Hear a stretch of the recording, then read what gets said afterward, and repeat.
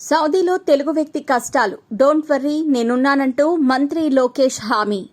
ఏజెంట్ల చేతిలో మోసపోతూ ఎంతో మంది తెలుగు వాళ్లు విదేశాల్లో తీవ్ర ఇబ్బందులు పడుతున్నారు. తాజాగా కువైట్లో చిక్కుకున్న ఉమ్మడి చిత్తూరు జిల్లాకు చెందిన ఓ వ్యక్తిని స్వదేశానికి తీసుకొచ్చేందుకు లోకేష్ తీవ్రంగా కృషి చేశారు.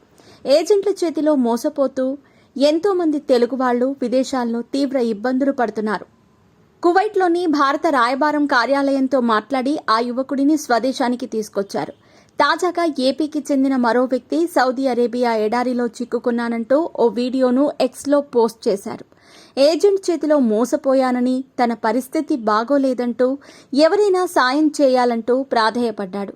ఈ వీడియో చూసిన ఏపీ ఐటీ శాఖ మంత్రి నారా లోకేష్ తక్షణమే స్పందించారు.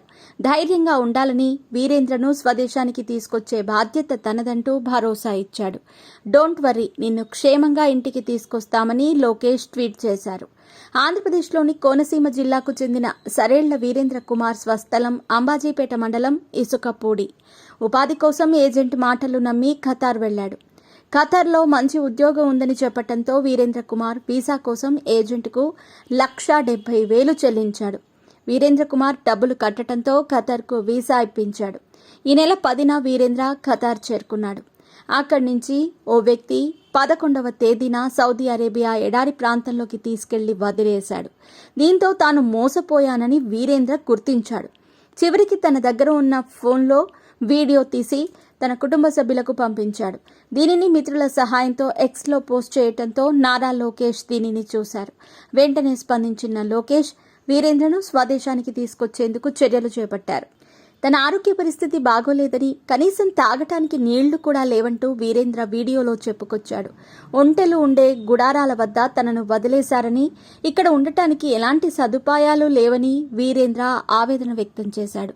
తనను ఖతార్ తీసుకెళ్తానని చెప్పిన వ్యక్తి సౌదీలో తన దగ్గర 4 రోజులు ఉంచుకొని ఆ తర్వాత ఎడారి ప్రాంతంలో విడిచిపెట్టి వెళ్లిపోయినట్టు వీడియోలో వీరేంద్ర చెప్పుకొచ్చాడు.